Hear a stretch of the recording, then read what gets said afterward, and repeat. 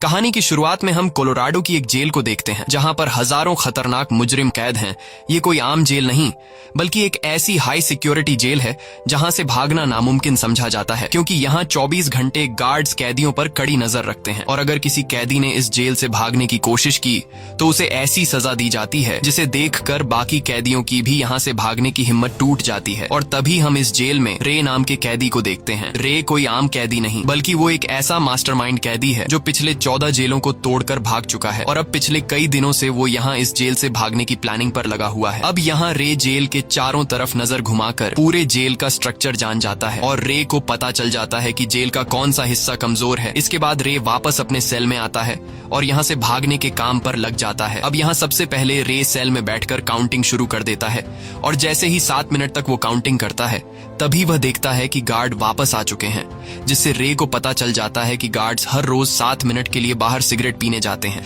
अब रे गार्ड की रूटीन को तो जान चुका होता है, लेकिन जिस सेल में रे को बंद किया जाता है वो सेल एक इलेक्ट्रॉनिक लॉक सिस्टम से बंद और खोला जाता है। इसलिए अब किसी भी कीमत पर रे को यहाँ से निकलने के लिए उस इलेक्ट्रॉनिक लॉक का कोड जानना था। और एक दिन जब गार्ड रे को सेल में खाना देने के लिए आते हैं तब रे की नजर खाने के साथ आए दूध के डिब्बे पर पड़ती है, जिसे देखकर रे के दिमाग में एक आइडिया आता है और रे ने जल्दी से उस डिब्बे के ऊपर से एक प्लास्टिक शीट निकाल ली। अब बाहर जाते वक्त रे ने चुपके से उस प्लास्टिक शीट को इलेक्ट्रॉनिक लॉक पर चिपका दिया। बाहर आकर रे ने अपने साथियों को एक सीक्रेट भाषा में लेटर लिखा जिसमें रे का इस जेल से निकलने का डेट और टाइम लिखा हुआ था। और उस लेटर को पढ़कर बाहर रे के साथी समझ गए कि हमें क्या करना है। अब जब रे वापस अपने सेल में आया और उसने इलेक्ट्रॉनिक लॉक से वो प्लास्टिक शीट निकाली तो उस शीट पर गार्ड्स के टाइप किए हुए कोड रे को पता चल गए। अब बारी थी यहाँ से निकलने की,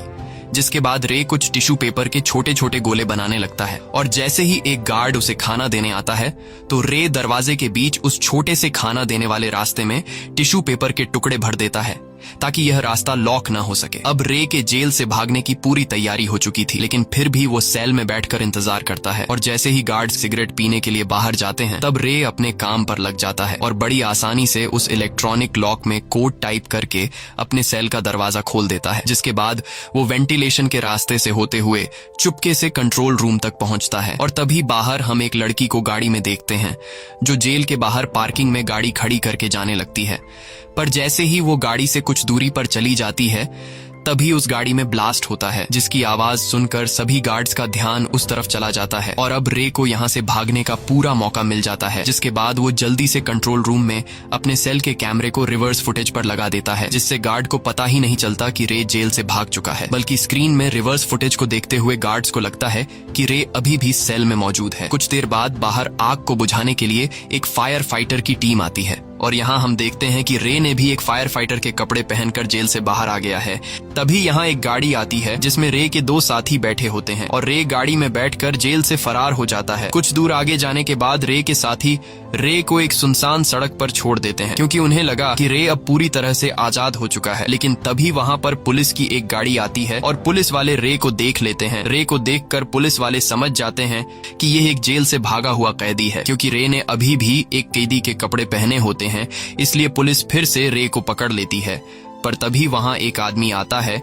और वो आदमी पुलिस को कुछ पेपर दिखाता है, जिसे देखकर पुलिस वाले रे को छोड़ देते हैं। यहाँ हमें पता चलता है कि इस आदमी का नाम क्लार्क है और क्लार्क रे का दोस्त है। इसके बाद क्लार्क रे को सीधा उसी जेल के वार्डन के पास लेकर जाता है जहाँ से अभी कुछ देर पहले रे फरार हुआ था। वार्डन रे को देखकर चौंक जाता है और उससे पूछता है कि तुम यहाँ पर क्या कर रहे हो, तुम एक मुजरिम हो, तुम्हें तो जेल में होना चाहिए था। तब क्लार्क जेल के वार्डन से कहता है कि मैं और रे हम दोनों एक सिक्योरिटी कंपनी के लिए काम करते हैं। रे कोई मुजरिम नहीं है, बल्कि इसका काम ही यही है कि यह एक मुजरिम बनकर जेल में जाता है, ये पता लगाने के लिए कि इस जेल की सिक्योरिटी अच्छी है या फिर नहीं। और आज तुम्हारे जेल से फरार होकर रे ने साबित कर दिया कि तुम्हारे जेल से भी कैदी भाग सकते हैं, लेकिन तुम्हें घबराने की जरूरत नहीं, क्योंकि रे इससे पहले भी 14 जेलों से भाग चुका है। ये सब सुनकर वार्डन रे से कुछ नहीं कहता और ये दोनों वहाँ से निकल जाते हैं। और यहाँ हमें रे के काम के बारे में पता चल जाता है और रे को इस मुश्किल काम को अंजाम देने के काफी मोटी रकम दी जाती है। अगले दिन रे जब अपने साथियों के साथ ऑफिस में होता है तभी वहाँ पर एक CIA एजेंट आती है जिसका नाम जेसिका है। जेसिका रे से कहती है कि मेरे पास तुम्हारे लिए एक नया काम है और तुम्हें इस काम के डबल पैसे दिए जाएंगे। वह रे को बताती है कि तुम्हें एक जेल में जाना होगा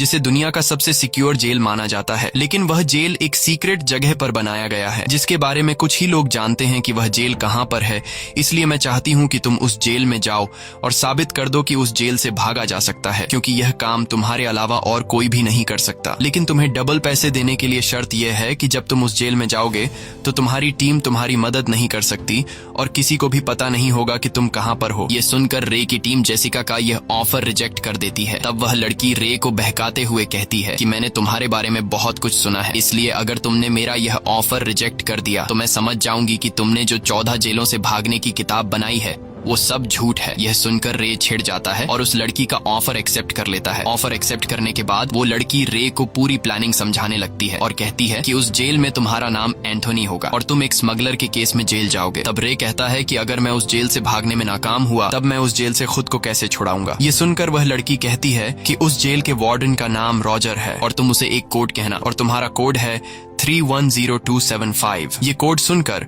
उस जेल के वार्डन को पता चल जाएगा कि तुम यहाँ इस जेल में सरकार की तरफ से आए हो, इसलिए वार्डन तुम्हें जेल से छोड़ देगा। लेकिन अब उस जेल में जाने से पहले रे की टीम छुपके से रे की बॉडी में एक ट्रैकर लगा लेती है ताकि इन्हें इसकी लोकेशन का पता चल सके। और जैसे ही रे मार्केट के बीच पहुंचता है तभी वहां पर एक ब्लैक कलर की गाड़ी आती है और उस गाड़ी में से मास्क पहने हुए कुछ लोग बाहर आकर रे को पकड़कर गाड़ी में डाल देते हैं। और वो लोग सबसे पहले रे के बॉडी के जिस हिस्से में ट्रैकर डाला गया था उसे निकाल देते हैं, जैसे उन्हें पहले से पता चल गया हो कि रे की बॉडी में ट्रैकर लगा है। और अब रे की टीम ये पता नहीं लगा सकती कि रे कहां पर है, क्योंकि उनको रे का सिग्नल नहीं मिल रहा होता। इसके बाद गाड़ी में वो लोग रे को बेहोश कर देते हैं और जब रे को होश आता है तो वो खुद को एक ऐसी जेल में पाता है जहां पर कोई भी दीवार नहीं होती और ये एक अलग तरह का जेल होता है। यहाँ सभी कैदियों को शीशे के सेल में बंद कर दिया गया होता है और हर एक कैदी पर ड्रोन की मदद से नजर रखी जाती है। यहाँ पर जो गार्ड्स होते हैं वो सभी अपने चेहरों पर ब्लैक कलर के मास्क पहने होते हैं, यानी कि ये कभी पता नहीं लगाया जा सकता कि कौन सा गार्ड किस वक्त कौन सी ड्यूटी पर आता है। ये सब देखकर रे घबरा जाता है और समझ जाता है कि यहाँ से निकलना आसान नहीं, इसलिए रे हार मानते हुए जेल के वार्डन के पास जाता है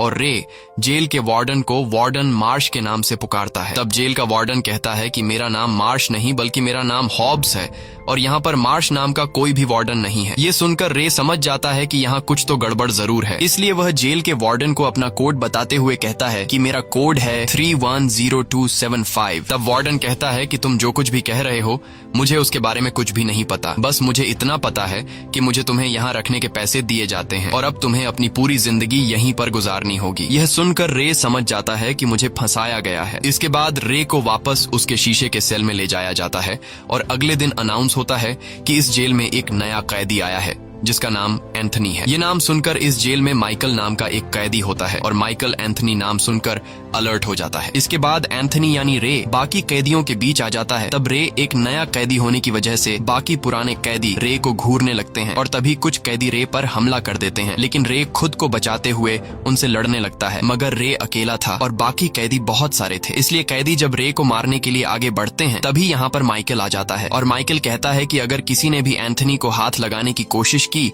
तो मैं उसकी जान ले लूंगा। ये सुनकर सभी कैदी पीछे हट जाते हैं क्योंकि माइकल यहाँ का सबसे पुराना कैदी है और सभी कैदी माइकल से डरते हैं। इसके बाद माइकल रे के पास आता है और रे से हाथ मिलाता है। तब रे उसकी मदद करने के लिए माइकल का शुक्रिया अदा करता है। अब यहाँ रे समझ जाता है कि अगर मुझे इस जेल से निकलना है तो मुझे यहाँ अपना एक दोस्त बनाना होगा, इसलिए रे माइकल का दोस्त बन जाता है। इसके बाद रे जेल के हर एक कोने को काफी बारीकी से देखने लगता है और यहाँ से भागने का रास्ता ढूंढने की कोशिश में होता है। तभी उसकी नजर एक आइसोलेशन सेल्स पर पड़ती है। यह एक ऐसी खतरनाक सेल होती है जहां पर उन कैदियों को रखा जाता है जिन्होंने जेल के रूल तोड़े होते हैं। वहीं माइकल की नजर रे पर होती है और माइकल देखता है कि रे जेल के हर कोने को काफी गौर से देख रहा है। ये देखकर माइकल रे के पास आता है और उसे कहता है कि मैं तुम्हारी किसी भी काम में मदद कर सकता हूँ। तब रे माइकल से कहता है कि मुझे इस आइसोलेशन सेल में जाना है। ये सुनकर माइकल कहता है ठीक है, वहाँ जाना तो बहुत ही आसान है। ये कहते ही माइकल रे पर हमला कर देता है और इन दोनों के बीच फाइट छिड़ जाती है। तब इनको लड़ाई करते हुए गार्ड आकर पकड़ लेते हैं और जेल का वार्डन कहता है कि इन दोनों को आइसोलेशन बॉक्स में डाल डाल दो जहाँ पर रे जाना चाहता था। इसके बाद उन दोनों को आइसोलेशन बॉक्स में डाल दिया जाता है और तभी यहाँ उन पर तेज लाइट ऑन कर दी जाती है, जिससे निकलने वाली हीट से इनका बुरा हाल हो जाता है और यह दोनों जमीन की तरफ सिर झुकाकर बैठ जाते हैं। तब यहाँ रे नोटिस करता है कि नीचे एक बड़ी लोहे की प्लेट लगी हुई है जिसे नट बोल्ट से फिट किया गया है और अब इतनी गर्म जगह में रात गुजारने के बाद अगली सुबह इनकी हालत देखने के लिए एक डॉक्टर आकर दरवाजा खोलता है। तब यहाँ रे उस डॉक्टर से पूछता है कि यह कौन सी जगह है और हम कहाँ पर हैं, लेकिन वो डॉक्टर रे की बात का कोई भी जवाब नहीं देता और तभी ऊपर से गार्ड देख लेता है कि रे डॉक्टर से बात करने की कोशिश कर रहा है। तब वो गार्ड डॉक्टर के पास आता है और उससे पूछता है कि रे ने तुमसे क्या कहा, जिसके जवाब में डॉक्टर झूठ बोल लेता है और गार्ड से कहता है कि रे ने मुझसे कहा कि रात भर गर्मी की वजह से मेरी बॉडी कितनी डिहाइड्रेट हो चुकी है और यह सब कुछ दूरी पर खड़ा रे सुन लेता है, जिससे रे समझ जाता है कि यह डॉक्टर एक अच्छा इंसान है। अगले दिन माइकल रे के साथ खाने के टेबल पर बैठकर उससे पूछता है कि कल आइसोलेशन बॉक्स में जाने के बाद तुम्हें क्या पता लगा। तब रे उसे बताता है कि ये जेल समंदर के किनारे पर है क्योंकि यहाँ की हवा में बहुत ज्यादा नमी है और कल जब हम दोनों आइसोलेशन बॉक्स में बंद थे तब मुझे आइसोलेशन बॉक्स के नीचे लोहे की प्लेट दिखाई दी जिसे नट बोल्ट से फिट किया गया है। अगर मुझे कोई लोहे का टुकड़ा मिल गया तो मैं उस लोहे से आइसोलेशन बॉक्स के प्लेट को खोलकर मैं इस जेल से निकल सकता हूँ। तब माइकल कहता है कि लोहे का टुकड़ा मैं ले आऊंगा और अगले दिन जेल का वार्डन माइकल को अपने पास बुलाता है और वार्डन माइकल से विक्टर नाम के एक आदमी के बारे में पूछता है, लेकिन माइकल वार्डन को विक्टर नाम के आदमी के बारे में कुछ भी नहीं बताता। तब वार्डन गुस्सा होकर माइकल को टॉर्चर करने लगता है, लेकिन माइकल कुछ भी बताने को तैयार नहीं था और मौका मिलते ही माइकल चुपके से एक लोहे का टुकड़ा चुरा लेता है और यहाँ हमें पता चलता है कि माइकल आया भी यहाँ इसलिए था। इसके बाद माइकल सीधा रे के पास जाता है और उसे चुपके से वो लोहे का टुकड़ा दे देता है। लोहे के टुकड़े को पाकर रे काफी खुश हो जाता है और समझ जाता है कि ये लोहे का टुकड़ा माइकल ने अपनी जान पर खेलकर हासिल किया है। यहाँ इन दोनों के बीच बातचीत शुरू हो जाती है। तब रे माइकल से पूछता है कि तुम यहाँ पर कैसे आए, जिस पर माइकल जवाब देता है कि मैं यहाँ बेगुनाह सजा काट रहा हूँ, मैंने कोई भी जुर्म नहीं किया और मुझे यहाँ इसलिए डाला गया है क्योंकि मैं विक्टर नाम के आदमी के लिए काम किया करता था और विक्टर अमीरों को लूट कर गरीबों में पैसे बांटता है और अब क्योंकि मैं विक्टर के लिए काम किया करता था इसलिए ये लोग मुझसे विक्टर का पता जानना चाहते हैं ताकि ये लोग विक्टर को पकड़कर उससे सारा पैसा छीन ले, लेकिन मैं इन्हें कभी भी विक्टर का पता नहीं दूंगा। अब माइकल रे से पूछता है कि तुम यहाँ पर कैसे आए। तब रे उसे बताता है कि मैं पहले एक वकील हुआ करता था, मैंने एक मुजरिम को सजा दिलवाई थी, लेकिन एक दिन वो मुजरिम जेल से भाग गया और उस मुजरिम ने मुझसे बदला लेने के लिए मेरे घर आकर उसने मेरी वाइफ को मार डाला। मेरी वाइफ के मरने के बाद मेरी जिंदगी उजड़ गई और बस उस दिन के बाद मैंने ठान लिया कि मुजरिम को सजा देना काफी नहीं बल्कि जिन जेलों में मुजरिम रहते हैं उन जेलों की सिक्योरिटी को चेक करना भी जरूरी है। इसलिए अब मैं एक सिक्योरिटी कंपनी के लिए काम करता हूँ और मैंने पिछले 4 साल में 14 जेल को तोड़कर भाग चुका हूँ। ये काम मैं इसलिए करता हूँ ताकि फिर से कोई मुजरिम जेल से छूटकर किसी वकील की फैमिली को नुकसान न पहुंचा सके, लेकिन अब मैं यहाँ पर फंस चुका हूँ क्योंकि मैंने 14 जेलों से भागने पर जो किताब लिखी थी वो किताब इस जेल के वार्डन के पास है और वार्डन ने मेरी किताब पढ़कर उन 14 जेलों के वार्डन्स ने जो गलतियां की थी इस जेल के वार्डन ने उन सभी गलतियों को सुधार कर ये जेल बनाई है। इसलिए इस जेल से भागना बहुत ही ज्यादा मुश्किल है, लेकिन अच्छी बात यह है कि जेल के वार्डन को अभी तक ये नहीं पता कि मैं ही 14 जेलों को तोड़कर भागने वाला रे हूँ, बल्कि मुझे वार्डन एंथनी नाम का एक कैदी समझता है। तब माइकल कहता है कि यहाँ मेरे और तुम्हारी तरह बाकी जितने भी कैदी इस जेल में मौजूद हैं वो सभी बेगुनाह है। ये जेल गवर्नमेंट की तरफ से नहीं बनाई गई बल्कि ये एक प्राइवेट जेल है। यहाँ पर लोग जेल के वार्डन को पैसा देकर अपने दुश्मनों को रखते हैं। अब यहाँ माइकल रे से कहता है कि लोहे का टुकड़ा तो मैंने तुम्हें दे दिया, अब हमें आगे क्या करना होगा। तब रे माइकल से कहता है कि हम दोनों को एक बार फिर से आइसोलेशन बॉक्स में जाना होगा। ये सुनकर माइकल साफ इनकार कर देता है और कहता है कि वहाँ पर बहुत ज्यादा गर्मी होती है। तब रे कहता है कि अगर तुम्हें यहाँ से निकलना है तो ये तो तुम्हें करना होगा। अब यहाँ माइकल मान तो जाता है, लेकिन वह रे से कहता है कि अगर मैं यहाँ से बाहर नहीं निकला तो मैं तुम्हें यही इस जेल में मार दूंगा। अब यहाँ रे माइकल को अपना प्लान समझाने लगता है और बताता है कि जब हम दोनों इस आइसोलेशन बॉक्स में जाएंगे तब तुम्हें जोर जोर से चिल्लाना है, जिससे जो गार्ड सीसीटीवी स्क्रीन से हम पर नजर रख रहे होंगे उन सभी का ध्यान तुम्हारी तरफ चला जाएगा और मैं मौके का फायदा उठाकर आइसोलेशन बॉक्स के नीचे के प्लेट खोल दूंगा और वहाँ से बाहर निकलकर ये देखूंगा कि हम लोग कहाँ पर हैं। माइकल को रे की प्लानिंग ठीक लगती है। इसके बाद माइकल खड़ा होकर एक कैदी को बुरा भला कहने लगता है और उस कैदी का नाम जावेद है। ये सब सुनकर जावेद के साथी माइकल और रे पर हमला कर देते हैं और यहाँ पर झगड़ा शुरू हो जाता है। यहाँ फाइट के दौरान रे चुपके से एक रोटी टेबल से उठाकर अपने पास रख लेता है। तभी यहाँ पर गार्ड्स आ जाते हैं और गार्ड्स इन सभी को अलग अलग आइसोलेशन बॉक्स के अंदर बंद कर देते हैं। बॉक्स के अंदर जाने के बाद वहाँ पर तेज लाइट ऑन हो जाती है। लाइट के ऑन होते ही माइकल जोर से चिल्लाने लगता है, जिससे सभी गार्ड्स का ध्यान माइकल की तरफ चला जाता है और मौके का फायदा उठाते हुए रे जल्दी से अपने जेब से रोटी निकालकर उसे चबाने लगता है और फिर उस रोटी को मुंह से निकालकर ऊपर कैमरा पर चिपका देता है, जिससे अब गार्ड्स रे के सेल में कुछ नहीं देख पाते और रे एक एक करके नीचे के प्लेट से सभी नट बोल्ट निकाल लेता है और फिर उस प्लेट को हटाकर नीचे के रास्ते में घुस जाता है। कुछ दूर आगे जाने के बाद रे को वेंटिलेशन का रास्ता मिलता है, जहां वो पाइप्स के ऊपर चढ़ने लगता है और जब वो ऊपर चढ़ रहा होता है तभी गलती से उससे एक पाइप टूट जाती है, जिससे प्रेशर से पानी निकलने लगता है और वो पानी नीचे जमा होना शुरू हो जाता है। अब रे किसी तरह करके ऊपर के दरवाजे तक पहुंच जाता है और जब वो उस दरवाजे को खोलकर अपना सर बाहर निकालता है तो उसकी आंखें खुली की खुली रह जाती हैं, क्योंकि रे को चारों तरफ समंदर के पानी के अलावा और कुछ भी नजर नहीं आ रहा था और ये जेल एक बहुत ही बड़े शिप के अंदर बनाई गई थी। ये सब देखकर रे पूरी तरह से टूट जाता है, क्योंकि रे अब यहाँ से भाग नहीं सकता था और रे समझ जाता है कि अगर मैंने पानी में कूदकर यहाँ से भागने की कोशिश की तो मैं मारा जाऊंगा। अब रे जल्दी से वापस अपने सेल की तरफ आने लगता है, क्योंकि वह समझ गया था कि पाइप के टूटने की वजह से सेल में पानी भरना शुरू हो गया होगा। और वही दूसरी तरफ हम देखते हैं कि आइसोलेशन बॉक्स में जितने भी कैदी बंद है वहां पर पानी भरना शुरू हो गया है, इसलिए यहाँ रे जल्दी से पाइप के जरिए नीचे उतरने लगता है, लेकिन तभी उसका पांव फिसल जाता है, जिससे वह नीचे गिर जाता है। मगर अच्छी बात यह थी कि पाइप से पानी निकलने की वजह से नीचे ढेर सारा पानी जमा हो गया होता है, जिस वजह से रे को चोट नहीं आती। वही जेल का वार्डन जब देखता है कि सेल्स में पानी भरने लगा है, तब वह अपने गार्ड से कहता है कि जल्दी सभी कैदियों को आइसोलेशन बॉक्स से बाहर निकालो, जिसके बाद गार्ड्स एक एक करके सभी कैदियों को बाहर निकालने लगते हैं और इससे पहले कि वो रे के बॉक्स का दरवाजा खोलते, रे अपने बॉक्स में पहुंच जाता है और वह जल्दी से वापस प्लेट लगाकर उस पर नट बोल्ट फिट कर देता है। साथ ही साथ उसने कैमरा पे जो रोटी लगाई थी वो भी उतार लेता है और तभी गार्ड्स बॉक्स का दरवाजा खोलकर रे को बाहर निकाल लेते हैं। वही दूसरी तरफ रे की जो टीम होती है वह रे के लिए परेशान होती है, इसलिए रे की टीम क्लार्क के ऑफिस में जाती है और उससे रे के बारे में पता लगाने को बोलते हैं। तब क्लार्क कहता है कि तुम दोनों परेशान मत हो, मैंने अपने एक आदमी को रे को ढूंढने के काम पर लगा दिया है और रे जल्द ही मिल जाएगा। अब यहाँ रे की टीम के जाने के बाद क्लार्क सीधा वार्डन को कॉल करता है और क्लार्क वार्डन से कहता है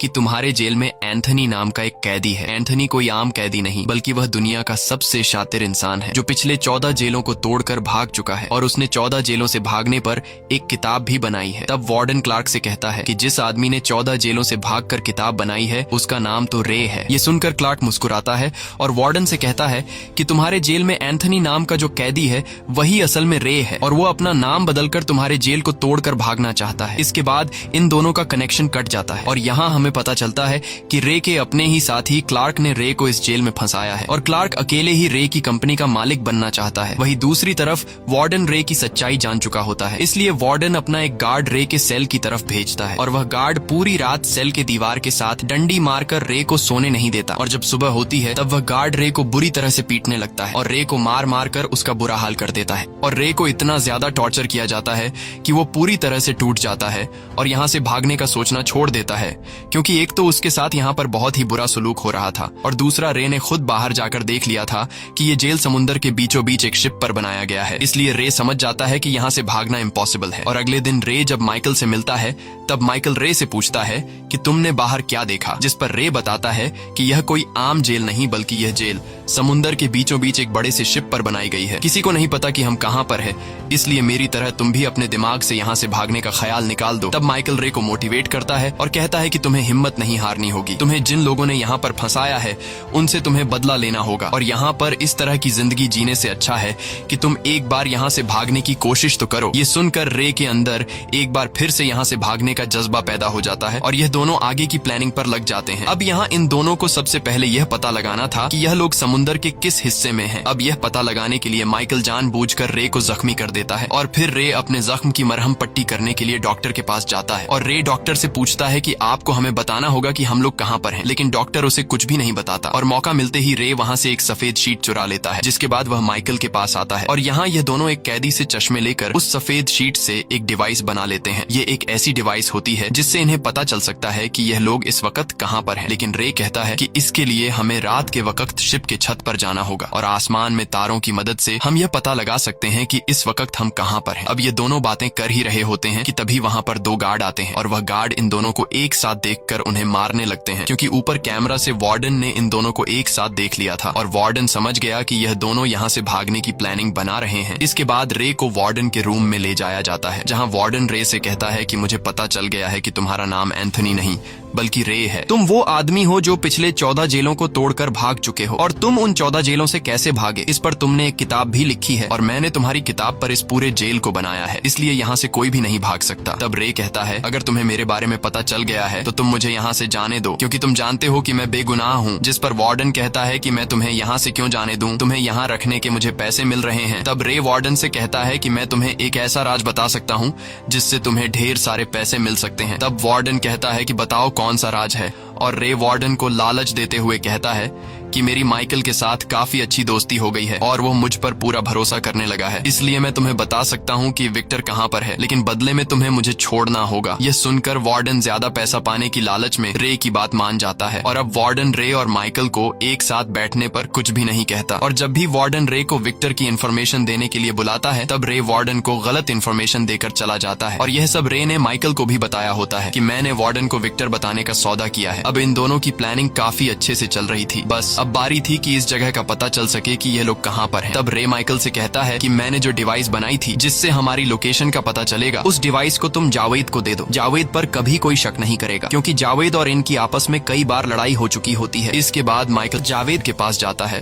और उसे कहता है क्या तुम यहाँ से भागना चाहोगे? तब जावेद हाँ में जवाब देता है और फिर ये लोग जावेद को अपनी टीम में शामिल करके उसे पूरा प्लान समझा देते हैं। जिसके बाद जावेद सीधा वार्डन के पास जाता है और उससे कहता है कि जेल में कुछ ऐसे कैदी है जो यहाँ से भागने की प्लानिंग कर रहे हैं, इसलिए अगर तुम मुझे अपना जासूस बना लो तो मैं उन कैदियों के नाम और उनके प्लान के बारे में तुम्हें बता सकता हूँ, लेकिन शर्त ये है कि तुम मुझे खुले आसमान के नीचे नमाज अदा करने दोगे। तब वार्डन उसकी बात मान जाता है और जब जावेद खुले आसमान के नीचे जाता है तब वह ऊपर आसमान में तारों को देखकर उस डिवाइस पर निशान लगा देता है। इसके बाद जावेद वह डिवाइस रे को दे देता है, जिसे देखकर रे को पता चल जाता है कि यह शिप अटलांटिक ओशन में है और यह शिप मोरक्को के आसपास है। यह सुनकर माइकल कहता है कि मोरक्को में मेरा एक दोस्त है जो मुझे जानता है और वह हमारी मदद जरूर करेगा, लेकिन सबसे बड़ी प्रॉब्लम यह है कि हम उस तक इन्फॉर्मेशन कैसे पहुंचाएंगे कि हम लोग यहाँ पर हैं। तब रे कहता है कि यह काम मैं कर सकता हूँ और रे सीधा जाता है डॉक्टर के पास और डॉक्टर से कहता है कि तुम जानते हो कि मैं यहाँ पर बेगुनाह सजा काट रहा हूँ, इसलिए तुम्हें हमारी मदद करनी होगी। अब पहले तो डॉक्टर रे की मदद करने को तैयार नहीं होता, लेकिन रे के बार बार कहने पर डॉक्टर उसकी मदद करने को तैयार हो जाता है और डॉक्टर सीधा कंट्रोल रूम में जाकर माइकल के साथी को मैसेज सेंड कर देता है और साथ ही साथ टाइम भी बता देता है कि इस टाइम पर तुम्हें यहाँ पहुँचना है। वहीं दूसरी तरफ जावेद वार्डन को बता देता है कि कल यहाँ से रे भागने वाला है और भागने से पहले रे ब्लॉक सी में झगड़ा करवाएगा। ये खबर सुनकर वार्डन रे पर नजर रखने लगता है और ब्लॉक सी यानी कि जहाँ पर झगड़ा होने वाला है वहाँ पर वार्डन सभी गार्ड्स को भेज देता है और जैसे ही सुबह होती है तब झगड़ा ब्लॉक सी में नहीं बल्कि ब्लॉक ए में होता है, यानी कि जावेद ने वार्डन से झूठ बोला था और यह इन तीनों का प्लान था। और इसी बात का फायदा उठाते हुए ब्लॉक ए से माइकल, रे और जावेद ये तीनों ऊपर की तरफ भागना शुरू कर देते हैं, लेकिन इससे पहले कि यह तीनों यहाँ से निकल पाते तब इस बात की खबर वार्डन को लग जाती है और वार्डन जेल के सभी दरवाजों को लॉक कर देता है, जिस वजह से अब यह तीनों के तीनों अंदर फंस जाते हैं। यहाँ रे जल्दी से कैमरा के वायर काटकर सभी कैमरा बंद कर देता है, लेकिन कैमरा बंद होने के बावजूद भी गार्ड्स उन तक पहुंच जाते हैं और गार्ड्स उन पर फायरिंग करना शुरू कर देते हैं। अब ये लोग खुद को बचाते हुए वहां से भागने लगते हैं, लेकिन इस दौरान एक गोली जावेद को लग जाती है जिससे वह बुरी तरह से घायल हो जाता है। अब यहाँ ये लोग जवाबी फायरिंग में सभी गार्ड्स को मार गिराते हैं। और रे को समझ नहीं आ रहा होता कि सभी कैमरा बंद करने के बावजूद भी गार्ड्स हम तक कैसे पहुंच रहे हैं। तभी यहाँ रे को एक मोशन डिटेक्टर नजर आता है, जिसे देखकर रे फौरन उस मोशन डिटेक्टर को खराब कर देता है और अब वार्डन को इन तीनों का सिग्नल आना बंद हो जाता है। यहाँ रे माइकल से कहता है कि अगर हम तीनों को यहाँ से निकलना है तो हमें सबसे पहले जहाज का इंजन बंद करना होगा, तब जाकर ऊपर का दरवाजा खुलेगा। इसलिए मैं जहाज का इंजन बंद करने जा रहा हूँ और जहाज का इंजन बंद होते ही तुम्हारे लिए ऊपर छत का दरवाजा खुल जाएगा, जिसके बाद तुम जावेद को अपने साथ लेकर ऊपर शिप पर चले जाना। तब माइकल कहता है कि तुम्हारा क्या होगा, तुम यहाँ से कैसे निकलोगे? जिस पर रे जवाब देता है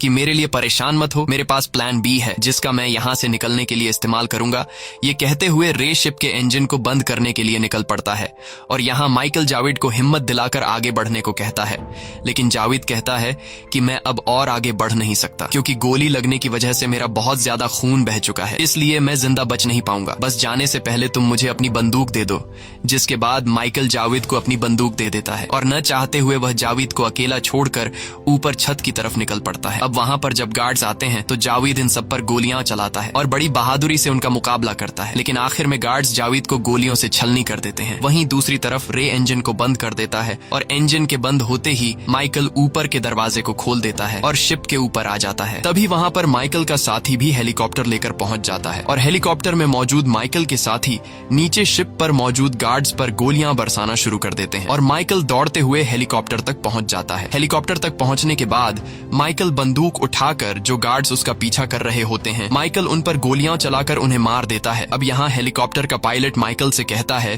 कि जल्दी से हेलीकॉप्टर में बैठो, हमें यहाँ से जाना होगा, लेकिन माइकल पायलट को अपने साथी रे का इंतजार करने को कहता है। वहीं दूसरी तरफ नीचे शिप में रे फंसा हुआ होता है और वह एक टैंक के अंदर छुपा हुआ होता है। वहीं वार्डन उसे चारों तरफ ढूंढ रहा होता है और तभी वार्डन को पता चल जाता है कि रे टैंक के अंदर छुपा हुआ है। इसलिए वार्डन चिल्लाते हुए रे से कहता है कि बाहर आ जाओ, वैसे भी तुम यहाँ से भाग नहीं सकते क्योंकि चारों तरफ से हमने तुम्हें घेर लिया है। और तभी एक गार्ड शिप का इंजन ऑन कर देता है, जिस वजह से टैंक के अंदर पानी भरना शुरू हो जाता है। दरअसल यह शिप का स्टेबलाइजर टैंक होता है और जब यह पूरी तरह से भर जाता है तो यह एक्स्ट्रा पानी को शिप के नीचे से बाहर फेंक देता है और तभी बाहर वार्डन भी समझ जाता है कि टैंक के भरते ही रे पानी के साथ शिप से बाहर निकल जाएगा। लेकिन अब सब कुछ जानने के बावजूद भी वार्डन कुछ नहीं कर पाता और जैसे ही टैंक में पानी फुल हो जाता है तब पानी का प्रेशर रे को शिप के बाहर फेंक देता है, जिसके बाद रे तैरते हुए ऊपर पानी के सरफेस पर आ जाता है और ऊपर हेलीकॉप्टर से माइकल नीचे पानी में रे को देख लेता है। जिसके बाद हेलीकॉप्टर रे के करीब आता है और माइकल हेलीकॉप्टर से रे के लिए नीचे सीढ़ी फेंक देता है, जिस पर रे ऊपर हेलीकॉप्टर की तरफ चढ़ने लगता है। लेकिन तभी शिप से वार्डन इन पर गोलियां चलाने लगता है और एक गोली माइकल के कंधे पर लगती है, जिससे माइकल घायल हो जाता है। यह देखकर रे को गुस्सा आ जाता है और रे भी उस तरफ गोलियां चलाने लगता है, लेकिन रे वार्डन को मारने के बजाय उसके पास रखे ऑयल के टैंक्स पर गोलियां चलाता है, जिससे ऑयल बाहर गिरने लगता है और तभी शिप पर एक जोरदार ब्लास्ट होता है, जिसमें वार्डन आग में जलकर मर जाता है। और फाइनली ये दोनों एक इम्पॉसिबल जेल को तोड़कर यहाँ से हेलीकॉप्टर में निकल जाते हैं और समुद्र के किनारे पर लैंड करते हैं, जहाँ पर एक गाड़ी इन्हें लेने आती है और उस गाड़ी में से वही जेसिका नाम की वह लड़की बाहर आती है जिसने रे को इस जेल में जाने का चैलेंज दिया था। और यहाँ पर रे को ये पता चलता है कि जेसिका माइकल की बेटी है और साथ ही साथ उसे यह भी पता चलता है कि माइकल का असली नाम विक्टर है, जिसके बारे में हमेशा वार्डन माइकल से विक्टर के बारे में पूछता था, क्योंकि वार्डन नहीं जानता था कि माइकल ही वही इंसान है जिसे वह ढूंढ रहा है, यानी कि माइकल ही विक्टर है। यहाँ रे को यह भी पता चलता है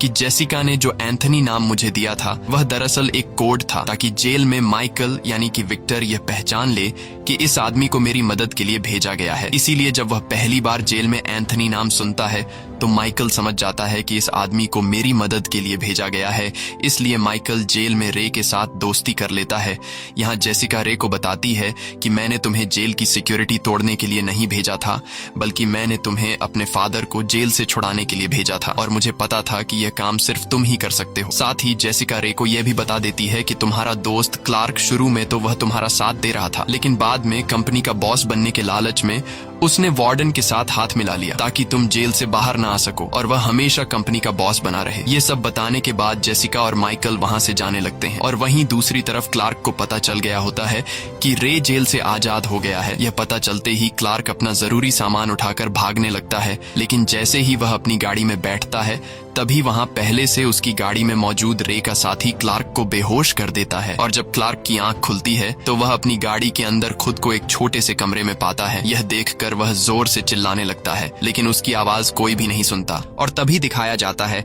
कि क्लार्क एक बड़े कार्गो शिप के एक कंटेनर में बंद है और किसी को नहीं पता कि यह शिप क्लार्क को कहां पर ले जाएगा और यह कंटेनर कई महीनों बाद भी खुलेगा या फिर नहीं। इसी के साथ ये कहानी खत्म हो जाती है। अगर आपको ये वीडियो अच्छी लगी हो तो हमारे चैनल को सब्सक्राइब और वीडियो को लाइक जरूर कीजिएगा।